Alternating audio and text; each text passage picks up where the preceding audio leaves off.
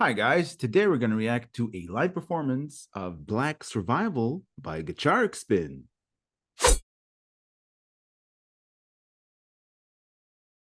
This is a Buy Me a Coffee request from Artunes. Thank you, Artunes, for yet another Gacharic Spin request. Thank you, Artunes. We appreciate the support once again.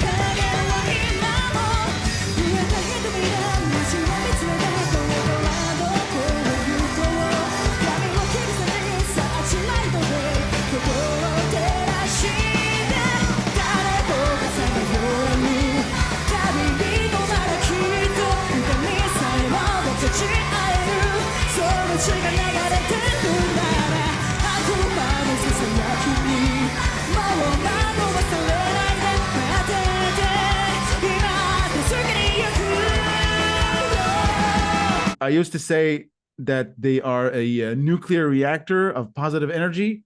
So this song starts as if the nuclear reactor was overheating and everybody needs to get the hell out of town before it explodes. That's it. It has more energy than the usual songs. At least that's what it feels like from where it starts. And that's something, that's saying something. We talked about Angie before, how she champions the performances. She's amazing. I really like her in this band. Yeah, she's a great front person. She definitely has that charisma, that we've talked about, and it just seems to get better and better. I don't know if this song has more energy than their other things. It's a different energy. It's almost a darker energy. It's a heavier start with that, I think, heavy dose of drums in the beginning. Yeah, that's what I meant. Yeah. And Hannah is on drums again. So that's cool to see, because in this lineup she is usually on guitar. Yeah. And Yuri is playing some kind of electric drums or something like that. I'm not sure what those are called, but yeah, everybody else is in their usual places and fantastic as always. Koga is looking very cool, I have to say, in this sort of white but cool looking outfit. And as always, she was giving us the sounds that we know and love. Same with Tomozo and Oriana, good as always. And there's something about this song that we kind of found out while searching for lyrics for this song, which is another thing I'll have to talk about. But we found out that the potentially original recording of this song was featuring Fuki from Unlucky Morpheus, and obviously DOSBox with Gacharic Spin, or the Gacharic Spin Fuki band is DOSBox, and it has that kind of sound to it in the beginning. It's more of a DOSBox sound. It's a bit heavier. But then it kind of went back to very much the Gacharic Spin sound. So kind of left me thinking, I don't know, I'll have to go and either listen to the Fuki version, the one featuring Fuki, or we'll just have to react to it at another time as well. Because it's interesting. I would like to sort of see what... and hear what it would sound like, in that sort of setup. Another thing with the lyrics is, again, they seem like they're translated, not necessarily professionally translated, I guess. So sometimes what happens is they're translated in a very, I don't know, maybe literal sense as far as what the word means, but not what the sentence would mean in English. So sometimes it's a little bit off and it leaves us a bit unsure about the meaning of the song, but we'll talk about that, I guess, when we get to the end rather than in between. Yeah. I love how most of their songs spring out of the gate. That Gacharic Spin sound that we love so much. Nothing in those types of songs start slow or lead you in. It's just a firing squad. It's just in your face. And I love it about them. It just cranks up the energy sky high, and just an amazing experience.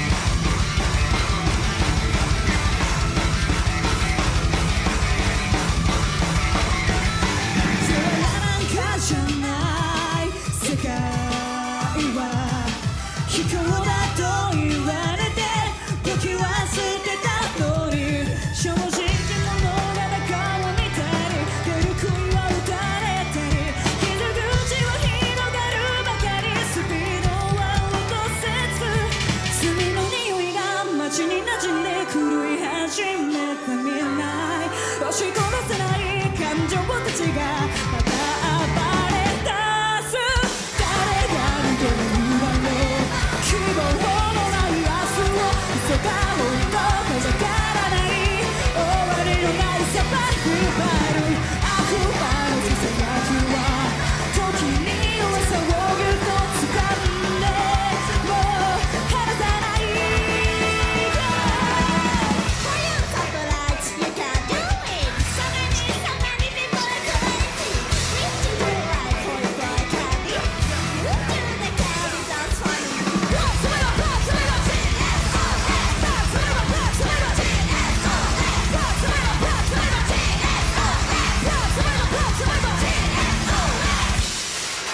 That gear change where Yuri starts singing in a high-pitched voice, it reminded me of Hanabiya a little bit. And also, I think you're right. I don't know what the official name of the instrument she's playing is called, but it looks like some sort of electronic drum pad. Adds a lot to the sound. I love it. And I also, I also love Oriana's particular sound in this song. She doesn't usually sound like that. Her gear is set to have some sort of a texture that sounds like it's not quite on key of the sound. That gear change was amazing. It changed the song. And there's still a couple of minutes to go. We could hear Koga's bass a little bit in the beginning. You know, it got a little bit of the limelight on it, just slightly. And then, of course, Hana on drums is getting plenty. But the rest of them, again, because it's a live setting, I think it might be a little bit different. But also because not every song has to feature, you know, a solo by everyone. Yeah. But again, there's still a couple of minutes left, so anything can happen. But it was nice to see Yuri kind of break out. You know, she's doing this electronic drum pad instead of her usual drums. But it is definitely adding something to the song, and you can hear it, like distinctly hear it. And then she's singing a lot more than she usually does. And this is something that I love about this band. Everybody does backing vocals. Yeah. You know, Hannah does the main backing vocals, sometimes Oriana as well, but everybody sings. Yeah. And it's pretty awesome. You don't get that in you know, every band. And also all of them know the lyrics to every song. And it's just, you know, you can see them helping out kind of thing, you know, and also just joining in because I think they just love what they do. It's just so obvious, you know, that they just love it. Yeah. So it's infectious. Yeah, it amplifies the dynamic between them. The whole band is a force, and they all sing because it contributes to the song. I think it correlates to their specific type of music. The fact that they all sing together, and also I like what you said about Koga, because to me, Koga's bass is sort of a signature of Gacharic Spin songs. That's the first thing I remember about Gacharic Spin songs, that it starts with a pretty rad bass every time it starts. These types of songs, the fast ones.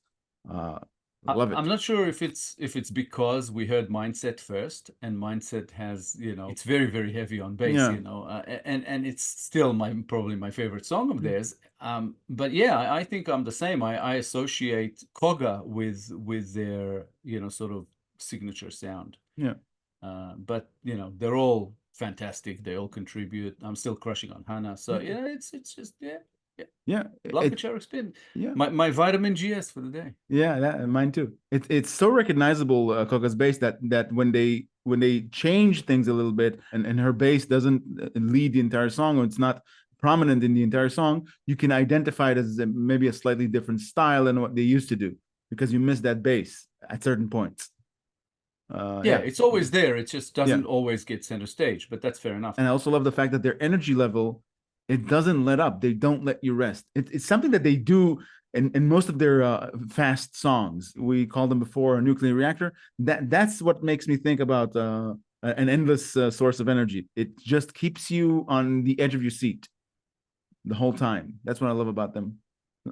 They keep you engaged because they're all freaking Energizer bunnies, you know. I don't know where they get their energy to just do this, you know. And we've heard before that they've done sometimes after they finish a show, they do another show. So it's like, that's pretty crazy. I don't know. I don't know. Yeah, I don't know what they eat there in Japan. You said it before. What are they feeding them in Japan? But it seems to be working. Yeah.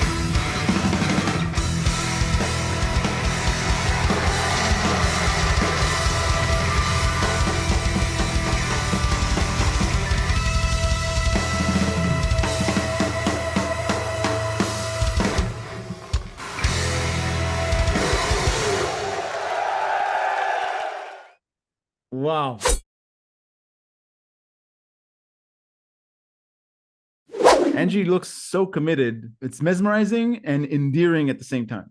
I really love it. And it looks like the princes of Planet Nikorin graced us with a beautiful solo. I was waiting for that, actually. Really, really love it. It's a really, really good song. A mini solo. Yeah. But it's good to always see that Tommaso still, suffers from, constant smile syndrome. Yeah. Which is our gain because we love seeing it. She just makes me happy as soon as I see her. Yeah. And Hannah got to go absolutely nuts on the drums. The way the song started was sort Yeah. of the way it ended, which is great. A great way to finish. And again, yeah, we got to see Tommaso do her thing for a little bit, and Koga as well. The thing was about Angie was that she looked almost like harsh, like hyper focused at times.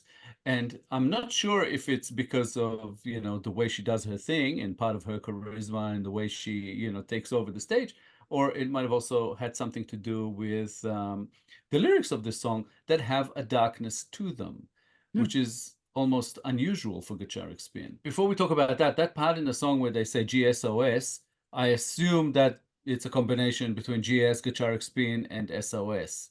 Yeah.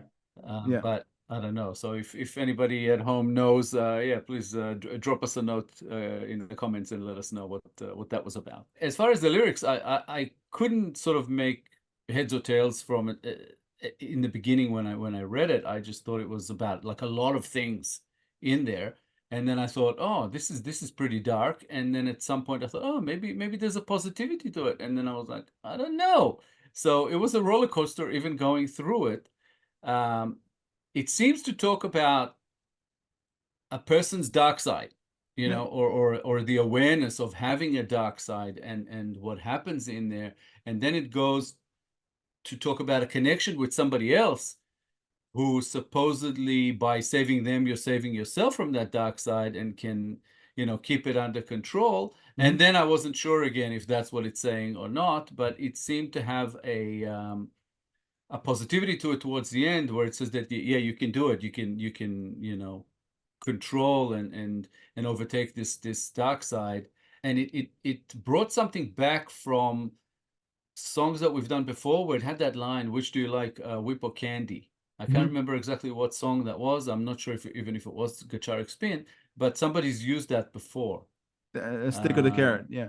I Yeah, don't not the exact words, but yeah, the same metaphor. In one song it was almost exactly the same. I Okay. can't remember if it was exactly those words, but the meaning was something to do with whip and candy or something like that. But yeah, just interesting because again, we don't know for sure if these lyrics actually convey the meaning they're supposed to, the way they're translated. What did you think?